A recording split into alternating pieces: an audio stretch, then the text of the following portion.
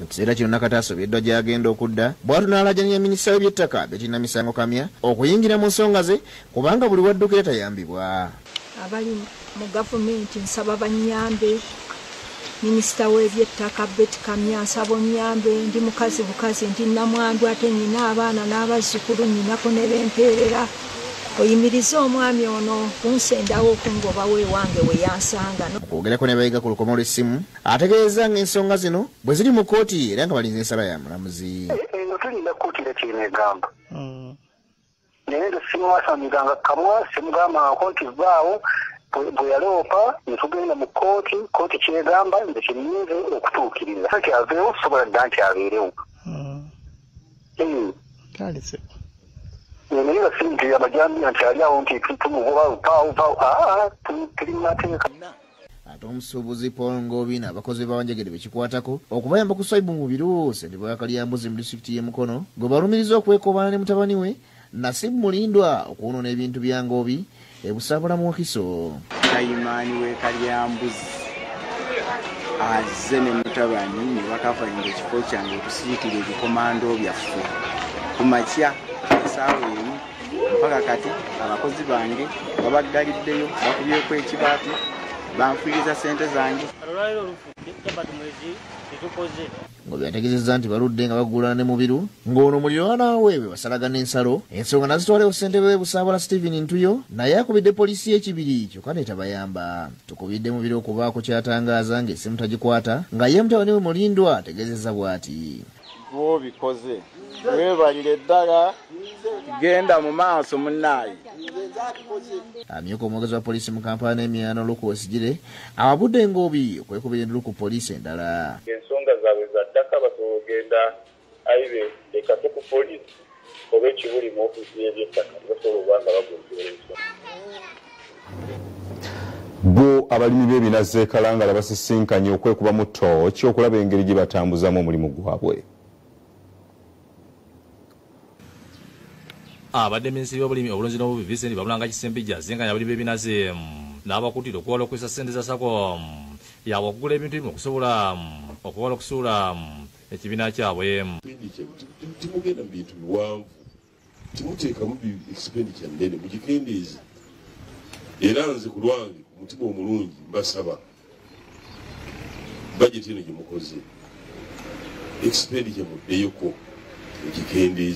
Bino Ssempejja abyogedde asinkanya abalimi b'ebinazi e Kalangala akuutidde abalimi b'ebinazi obutemala ku ttaka lyonna nga balima k'ebinazi n'abasaba okutandika okwenyigira mu kulima emmere ey'okulya. Abantu twagalagana nti ataddewo ebinazi ekitundu ekisigadde alimeko ki emmere. Agumiza n'ebizinga by'ekyamuswa nti nayo gavumenti bwe yabajjukidde ng'essaawa yonna enkola ey'okulima emmwanyi yakutandika okusiba mu nkola. George Wilson muweereza ng'ono essente bwa SACCO eno yennyamidde olw'abanna bakyaganye okubeegattako. Ekiramu n'okusomoozebwa nti tulina bannaffe abalimi ab'amaanyi abatanayingira SACCO. Singa abantu abo bayingira ab'amaanyi abo abakungula ennyo ne bayingira mu SACCO ejja kuba yeeyongera amaanyi. Nga banoga ebinazi ebitatuuse nga banoga ebinazi ebito olw'okuba balaba nti ebbeeyi erinye eri waggulu. Ate abadde ssente bekalanga biro Lugulobi asaba abalimi b'ebinazi okwewala okujja ssente mu SACCO yaabwe okugula ebintu ebyamanyi nga bino byandiviirako okugwa. Ebiki ebizimbe nekigireetera okugwa. Njagala okusaba bwe tuba tunafuna busobozi buzimba tuseeka tunule. Kyokka mu kubalimi balaze okwemulugunya olw'engeri gye bayisibwamu. Naye amateeka ge mwateeka ku binazi gakooyesa abantu. Gwe mba nfudde okunoonya ssente zange ozigyayo mu bbanka ziba za bulumi. Abaana ne babatambuza emirundi n'emirundi.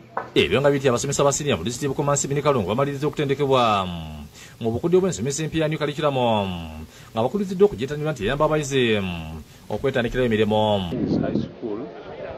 Ensoma eno ekyamazima Uganda gye twali twetaaga. Emabega tubadde tusomesa ebintu nga tusomesa ebyo ebiri mu bitabo ebyawandiikibwa oluusi abaawandiika emabega ddala ng'ebintu ebimu byakyuka. Omusomo gubadde ku ssomero lya gavumenti erya Bukulu Galuzesese erikulirwa Sister Juliet Vincent Dwaju n'omumyuka we John Mary Segujja.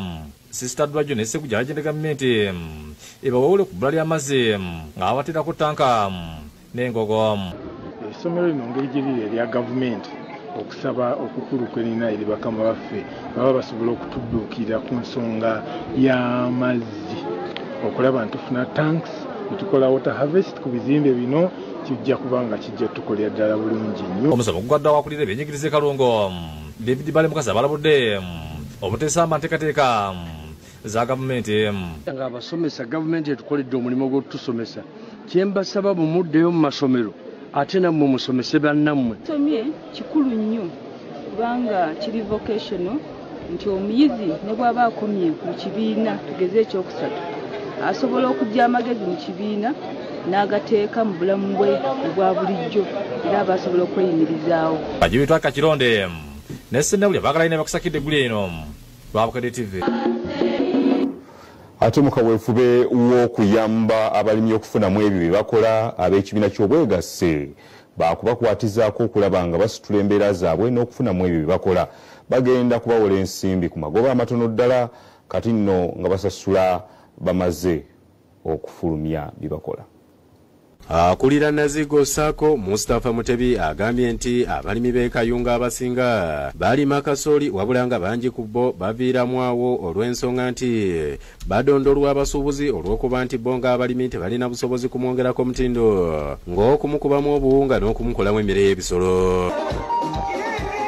Kino kyekibawaliza okuvayo n'enteekateeka eyamba ku balimi okuganyulwa mu ntuuyo zaabwe nga babawola ssente bazikozese okuva mu kusimba okutuusiza ddala mu kukungula. Kubanga kuva 2016 tuli mu nsiike y'okusavinga bammemba nga bwe twogerera kati tuli bammemba 754 naye ng'abo bava mu ggombolola ly'e Nazigo, Kangulumira, Kitwe na Kyessa. Amyuka ssentebe wa Nazigo Sako Samuel Mayombwe agamba nti abalimi baakugibwangako amagoba ga bitundu 2 ku buli 10 zokka. Okuva ddala lwa okulima, okusimba, okumuwa ensiko, okukoola, okumukungula paka lwamuteeka mu sitowa ate ne tufuna abakubisa akawunga ng'ali ku magoba ga 2% sente zimuwoliddwa. Enteekateeka eno bagitongolezza Kitwe mu ggombolola y'e Kayonza era nga baguddewo n'ettabi mu Nazigo Sako mu kitundu kino ng'omugenyi omukulu abadde Susan Nakalembe amyuka akulira ebyenfuna ku disitulikiti ng'akubiriza abalimi okujjumbira nti beetegefu okubanoonyeza akatale. Agambye nti musimbe mukungule mukubemu obuwunga kyemanyi nejje bujja maaso bajja banoonyeza akatale akalungi kyemmanyi akyebakubiriza nti mugoberere pulogulaamu yaabwe mutereke era twewole ssente. Mu kino era baakuwa abalimi abaagala ssente ezizimba ebyagi n'abalala ezigula ebyuma ebikuba obuwunga bwe bamala okutunda abasasule. Sawulo w'okulira yakusakidde eggulu erino ku Lwabukedde TV.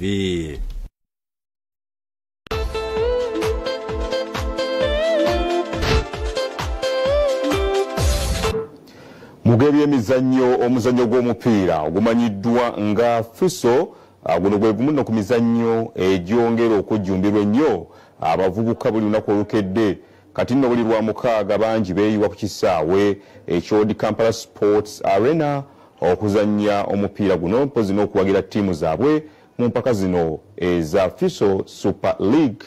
Kati eno nno gy'osanga abazannyi ab'enjawulo abaali bazanyiddeko ne kirabu mu kirabu ez'enjawulo wano n'ebweru w'eggwanga. Era omusasi waffe eno gy'asanze eyaliko sita wa Uganda Cranes ayitibwa Sula Matovu.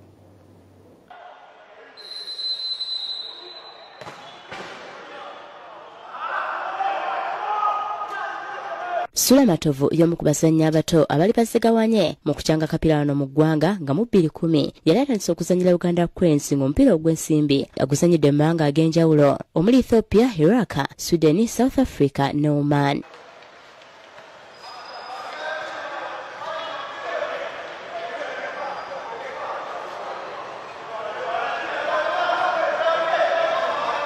Mu kiseera kino y'omu kubolesa ebitone mu mpaka z'omupiira eza futsal ez'abazannyi abataano buli ttiimu ng'azannyira mu kilabu ya Park FC. Ekulembedde ekijja kya Victoria Nile nga Matovu agamba nti ku myaka 28 gy'alina azikozesezza okulaba nga yeekuumira ku mutindo.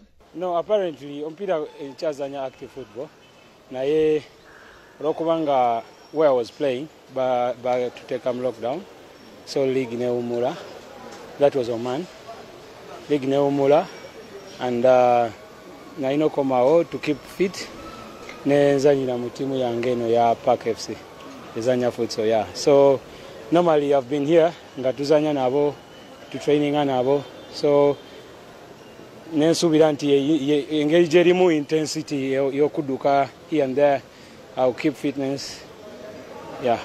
Abamu ku bazanyi abavudde mu liigi ya futsal ne baddamu okuzanyira mu liigi ya super ey'ababinywera ye Mike Sulaiman Mutyaba eyeegatta KCCFC ng'ava mu club ya Dreams FC ya futsal. Nze kunze zinyambye keeping up fitness. Ya zinyambire ddala. N'ate era nnungi nnyo eno initiative nnungi kubanga abasambi tulina abanja Uganda. Ate nga si bonna nti bajja kugwera mu Premier League clubs. Esegera abamu singa balina skills zaabwe, so this is a very good initiative gye bateekawo abazanyi okubanga balaga ebitone byabwe. Matovu yali akazibwako erinnya ly'Omufaransa Malouda olw'enzannya ya Speed ng'ayita ku wingi ya kkono alina enteekateeka okuddamu okufuna wano ttiimu mu liigi ya super y'ababinywera eya Uganda Premier League. Bonna bagumalira mu nsi yaabwe. Era nga nja gumalira wano wennyini. Timu ejja kujja mujajuulira. Enampa omukisa. Timu yonna enempa omukisa gyenja okuzanyira.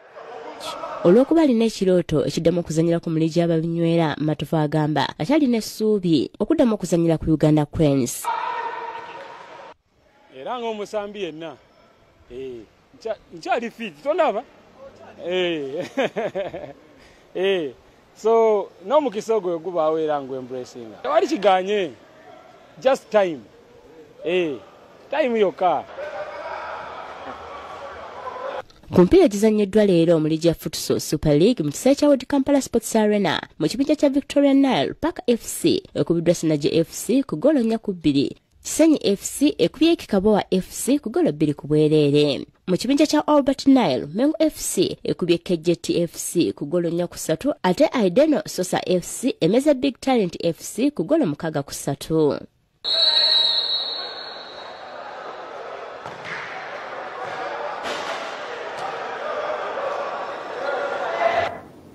Bwenkutwalako mizannyo gya Olympics wetwogerera bino gisigaddeko ennaku 54 gizanyibwe oba gigibweko akawuwo mu kibuga Tokyo eky'eggwanga lya Japan.